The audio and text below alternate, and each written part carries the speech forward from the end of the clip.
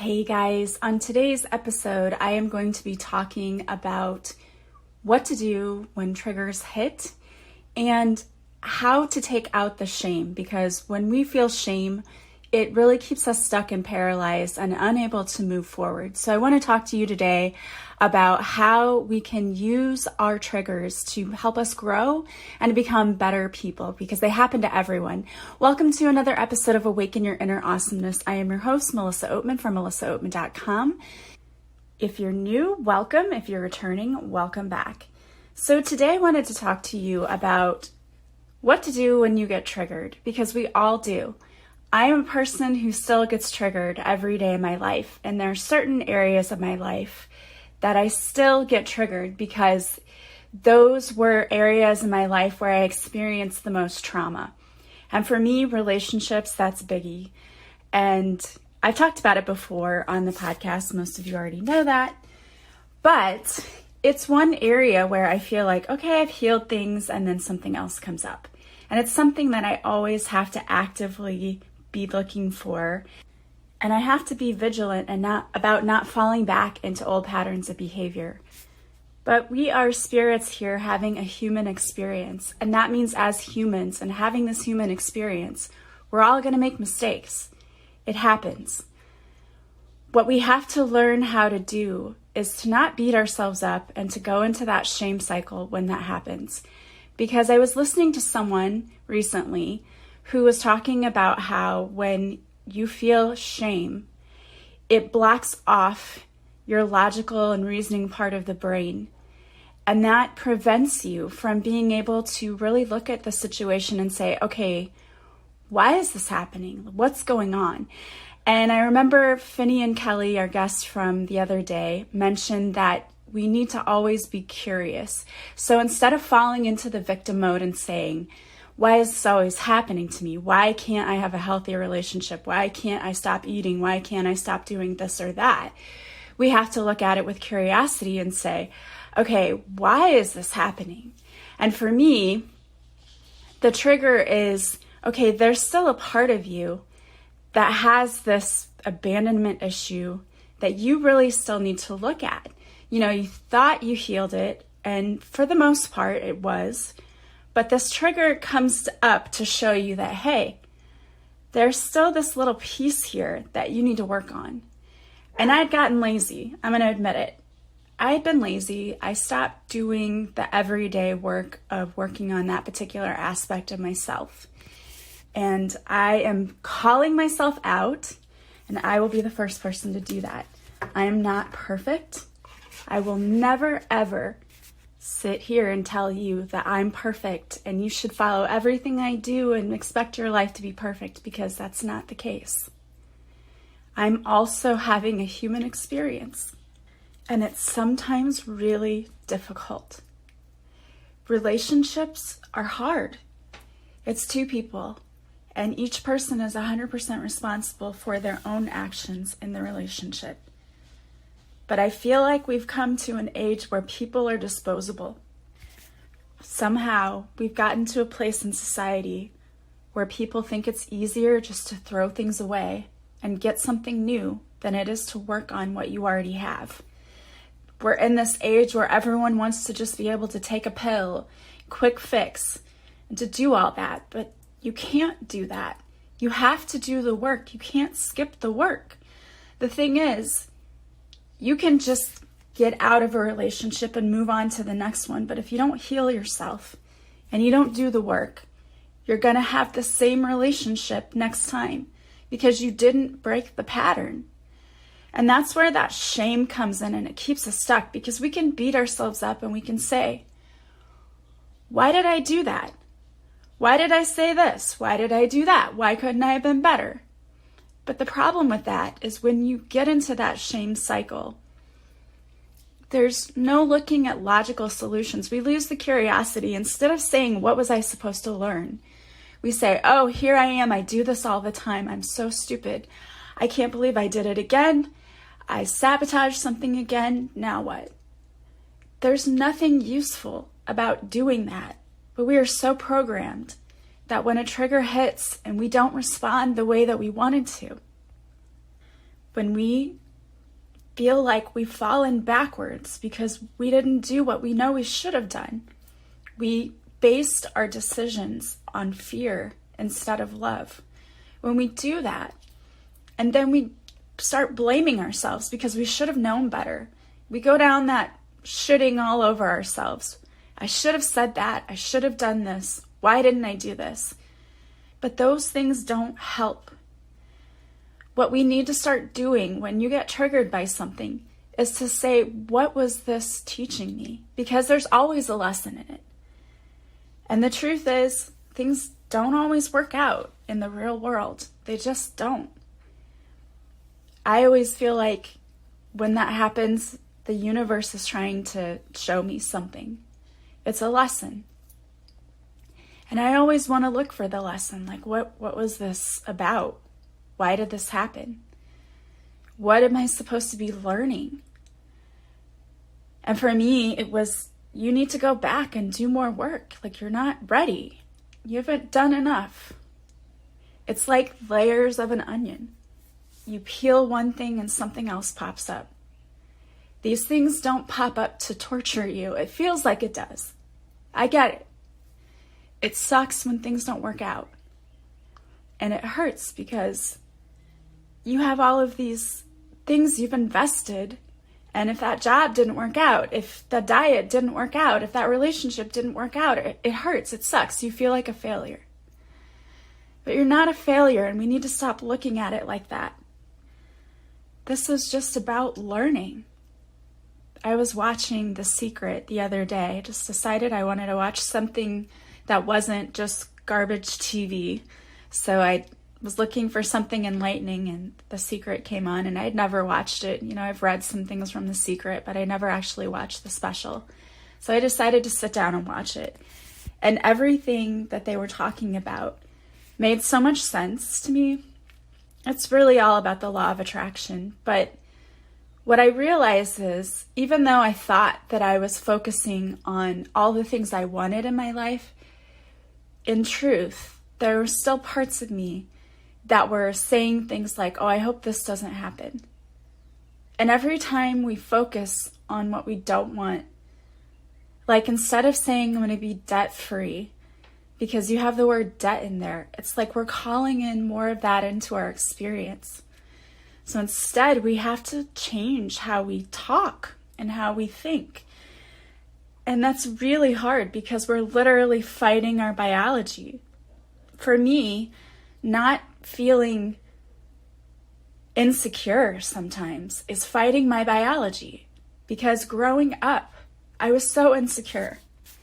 I was just an average looking kid growing up, and in junior high, of course, the pimples came and the braces and all of those things, and I was very awkward looking, and you look back now and laugh, but I felt very insecure in school, and it was hard for me to make close friends. I had friends, but never really like a lot of close friends. That was always really hard for me. And I think a big part of that is because if I had close friends, then I had to bring them home, or I'd want to bring them home so they could spend the night. And I didn't want them to see what my life was like at home.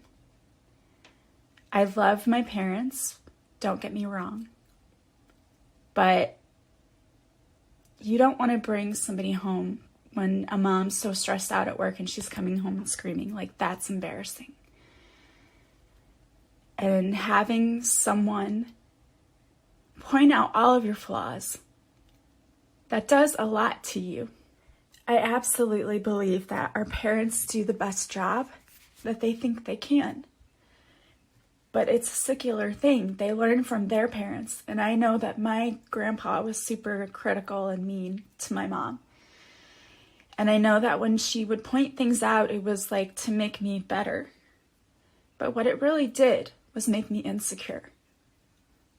So I grew up, even though like people will say like, oh my gosh, you seem so confident and you have your own podcast and you wrote a book and all of this. There's still this little girl who thinks she wasn't good enough, that she was never going to be able to do enough or do the right things to make her parents happy. there's still this little girl who feels like a burden, who feels like, why would anybody want to be with you? Because you don't do everything right. You have flaws. You're not perfect. And that's a trigger for me that I've had to overcome. Nobody in my life is telling me you're not good enough or you're not perfect. It's my own critical inner voice telling me. My parents never even said you're not good enough. It was just the cues they gave you growing up. And again, even now, like, I realize I did that to my own kids. You know, like, oh, you need to get all A's in school. If I would have a B or two. Well, why can't you get the grades your brother gets? You take that as you're growing up as a cue that you're not enough. You didn't do enough. And I can write 50 books and they can be bestsellers, and that's not going to make that go away. That's something that I have to deal with internally. And that's what happened to me the other day, was I was triggered in that you're not enough thing. And I don't even really know what triggered it. There wasn't really, you wouldn't think the thing that happened to me would have triggered it, but it did.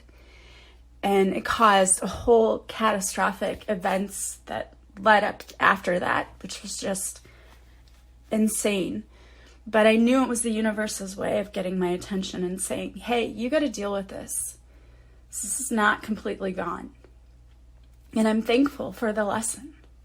I really am. And that sounds weird, but it's just like Finian said the other day. When things don't go right, we should be thankful because it's actually trying to teach us something and show us something, and it's true. And listening to The Secret the other day, we can dwell on the negative and we can be sad, and it's okay to feel your emotions. You need to process them. But then don't spend too much time there. Ask yourself, what was this teaching me? What was this about? Do some journaling work with that. Or if you don't like writing, I've had clients before that I've been working with, and they'll just say, I don't like to write. Do I have to do the journaling part? You don't have to write it out. A lot of people like writing. I know many of my listeners are really great writers, but you don't have to write. If you have a voice memo program on your phone, just talk your thoughts out. The whole point of the writing is to get you thinking and reflecting about what is causing this. Why is this happening? And when you can start looking at it, when you can shift it, and we can start looking at what was the purpose of this? Why did it happen? Because it happened for a reason. Yeah, you can say, I wish I could go back and turn back time and not have said that stupid thing. It doesn't matter. It was meant to happen. You would have said it again in the future anyway, because the universe was trying to get your attention and trying to get you to look at yourself. When things are happening outward, it usually means it's time to look inward because there's something going on within you. And a lot of us, we think we've got everything under control, yet we still try to step in and control things instead of just allowing it to be. And that's exactly one of the things that happened for me. Instead of just allowing it and going with the flow and just being happy, oh my gosh, can't be happy, right? But that's it. That's the key. Stop stressing and worrying over things you can't change. And instead, try to go with the flow and try to be happy and see how things show up for you. And when those triggers come, don't beat yourself up.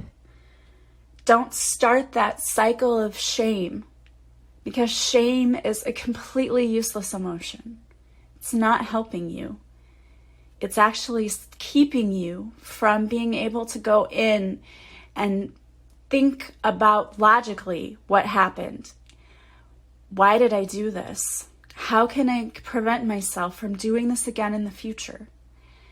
And that's what it's all about. It's about learning how to look at things, how to look at situations and go, okay, why did I do this? I'll tell you what, most of the time It was fear-based thinking. It really was. Fear, oh my gosh, just such a horrible thing. I hate fear, but here it is. We have to deal with it.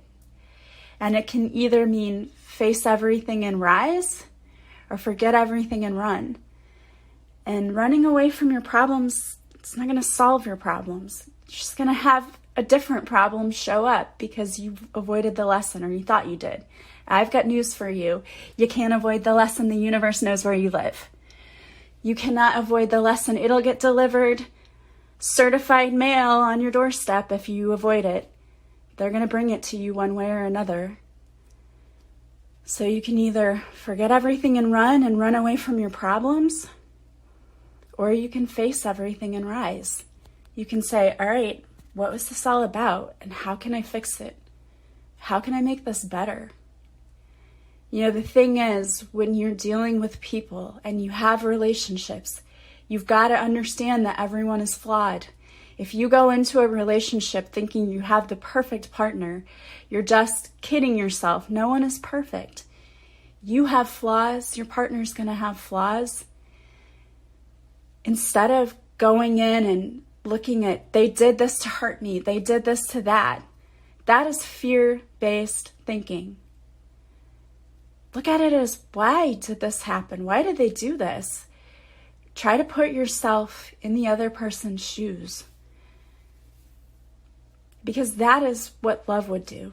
Love would say, I don't understand this, but I want to. Let's talk about it.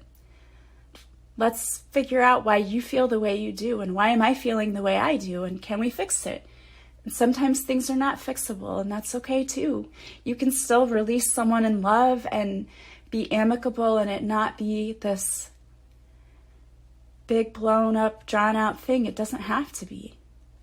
I don't really understand why we've become this society where if we don't agree, I hate you, and so you go do your thing, and I hope I never see your face again. I don't know. I don't get that. I don't understand. I really don't. Because honestly, I've been friends with everyone I've ever broken up with. Even the ex who tormented me. We still ended up being able to be amicable towards the end when my kids were older. Yeah, there was a lot of struggle leading up to that. But I started changing the way that I behaved with him. And that's what made the difference. I fully 100% will take responsibility if I've done something wrong. And I'm absolutely willing to change because I know that I don't always do everything right. I know that. I know I'm imperfect. And I fully accept that. And I fully take responsibility when I do things that maybe hurt others or are not of the highest intention or integrity. And I am willing to change what I do because I know that this is a test. This is learning. This is growth. And I'm not afraid of it. I'm not afraid to change. I understand that I have to. So when you get a trigger, don't run away from it. Lean into it. Instead of running and saying, oh, here this is again, I'm going to avoid it. I don't want this to happen. Don't do that. Lean into it and face it. Because the sooner you face it and can say, okay, what is this about? Why did this get to me again? We can start to heal that. And we can start to change our ways of behaving. Because the truth is, we didn't learn in school how to interact in relationships. You did with teacher-student relationships, but no one ever taught you, hey, when you're dealing with a person and they do this, you should do this. We didn't get taught that in school. And it's absolutely the most important thing in life, and we're not taught. And I was watching The Secret, and they were talking about how a lot of people will say, well, I come from a dysfunctional family. My father was an alcoholic, or my mom did drugs, or my parents were never there, or I came from a single mom family. We had just dysfunction everywhere. And the person said, 85% of families are dysfunctional. 85%, that's huge. And he said, a dysfunctional family doesn't keep you stuck. It doesn't cause you to go down this path of all of these bad things happening to you. It can if you let it. Or you can stop making that your excuse and you can say, you know what? I know I came from a dysfunctional family and I know I need to behave differently. And some of the ways we can do that are by shifting the way we think and the way we see things. If we see things as always happening for us, for our benefit, things change dramatically because you're no longer the victim. You're no longer not in control. When things are always happening for us. And sometimes at the time, you may not understand why. But I guarantee you it's for your benefit. Just like for me, I know that it's beneficial to me because it's getting me back on my path of continuing to work on myself, which I had gotten away from. And I know I have. I've been busy, and that's not an excuse. And the universe will get your attention in a lot of different ways. And if it needs to be dramatic, it will be. But when that trigger happens, when that thing you didn't expect to happen happens, instead of going to that place of, number one, shame, why did I do that? I caused this, all of that, just stop that. Okay, when that starts to happen, stop those thoughts. And instead, shift them to curiosity. Okay, why did I do this? Why did this happen? Not in a blaming way, not why did you do this, but why did I do that? What was that about? How can I stop doing that? Is there something I need to change about myself? Bring the curiosity to it. And number two, don't run away from it. You can try to avoid it. You can try to avoid the lesson. It's going to come right back at you. If it's a job, if you quit that one and get a new one, you're going to have the same problems in a new job if you're not facing something that's a trigger. If you're trying to lose weight and you had one diet and you quit it and you start another one, you're going to have the same results. It's about changing your behavior, your thinking. And that doesn't happen by just changing the person, changing the job, changing the diet. You're not changing anything. The root causes are still there. The good news is you can change, you can shift. That's one of the main things I do when I coach people, is we work on those beliefs about ourselves. Those beliefs about weight, the beliefs about money, the beliefs about their own self-confidence. We shift all of that. And it works. People see dramatic change, not because they had this $1 million diet, but because they shifted the way they saw their body and the choices they made, and everything just sort of falls into place. But you have to do the work. You have to. There's no magic pill you can take. There's no magic one meditation you can do. You have to do the work. You have to go within, and you have to look at yourself and say, why is this happening? What am I supposed to learn? How can I change the way that I show up? What can I do differently? And that's what I've been doing the last few days, is just looking at myself and saying to myself, why did this happen? How can I make myself better? How can I fix it for myself? I can't control the other person. You can't control other people, but I can control myself. I can look at myself and make myself a better person. Because I know that I never, ever have a malicious intent. When I'm in a relationship, it's never my goal to hurt anyone. Ever. So when that happens, it's because I need to look at the trigger that showed up for me. It's that little girl poking her head out and saying, hey, I'm still here. And it's me needing to love my own inner child to help her realize that, you know what, you are worthy of love. You're deserving. There is someone out there who's going to love you. There are people out there who do love you. Same for you guys. When those things happen, you need to show yourself more kindness and more compassion. Because you, of all people, deserve love, kindness, and compassion.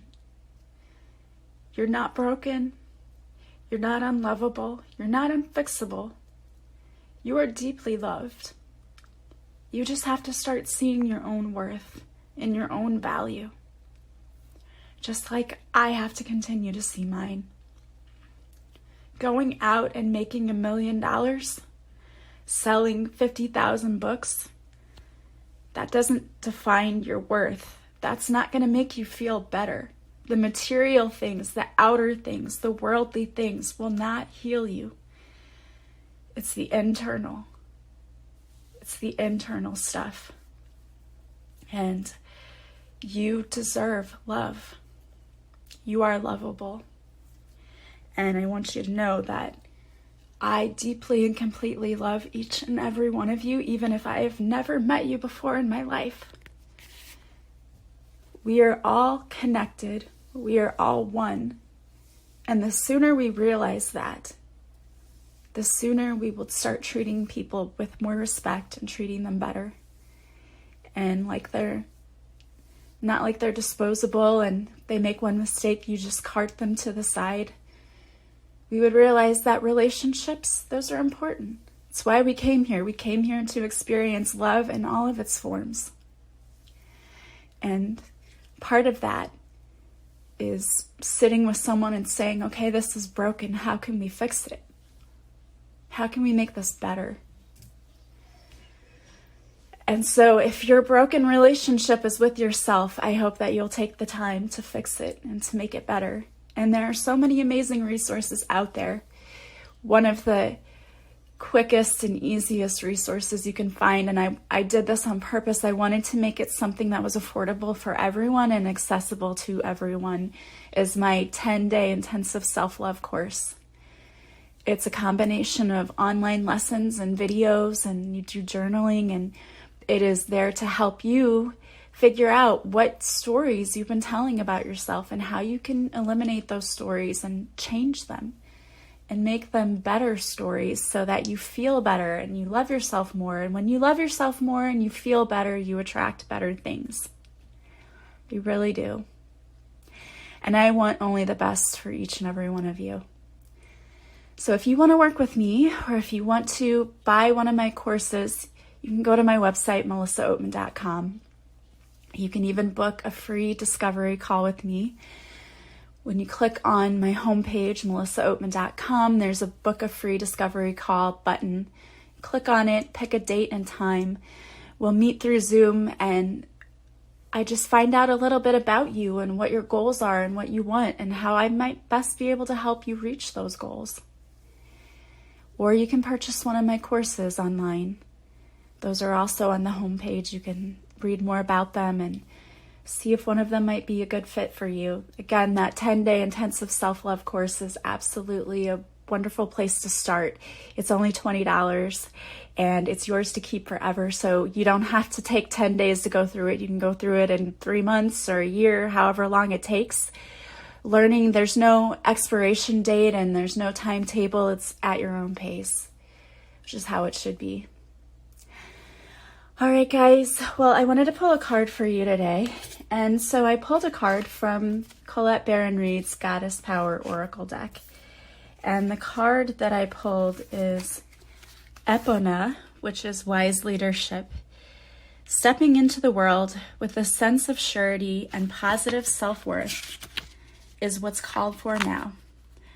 Epona, the Celtic Roman horse goddess of leadership and guidance, offers you her wisdom. Know that you have what it takes to heed it. You can do anything you place your intention on, and you'll find it easy to accomplish what's needed for your intentions to take form. Whether you are aware of this or not, the way you manage your accomplishments and even the way you handle failures and losses is modeling the way forward for others. There is a wisdom growing within you. Being true to who you are and placing integrity and humility equal to enthusiasm makes you a wise leader indeed, one that the goddess Epona is so proud of. All right, I love that. It is true, the way that you react and respond to triggers, you're setting an example. When you shift the way you respond to things, you're not just healing yourself, you're healing your entire lineage, your family's DNA, so that future generations are better. And I love that. That's the greatest thing about healing, is it's not just about you, you're healing your entire family. All right, guys, I want to thank you so much for being here with me today. As always, if you like this podcast, please subscribe. Please leave a positive review from wherever you're listening. If you could leave me some stars on iTunes, I would so appreciate it. Also, don't forget to follow me on social media. I go live Mondays at 6:30 Central on Facebook, where I do a free card reading. If you show up for a live, I'll pull a card especially for you. And if you would like to work with me, you can go to my website, melissaoatman.com. There you'll see all the services I offer, and you can purchase a session directly from the website and then contact me to schedule it. I hope you guys are having a beautiful day from wherever you're listening. Please know that I am always sending you so much love and light. I hope that you have beautiful things on the way to you and that you are choosing to see the blessings in your life. I am sending you love and light, and I will talk to you soon. Bye, guys.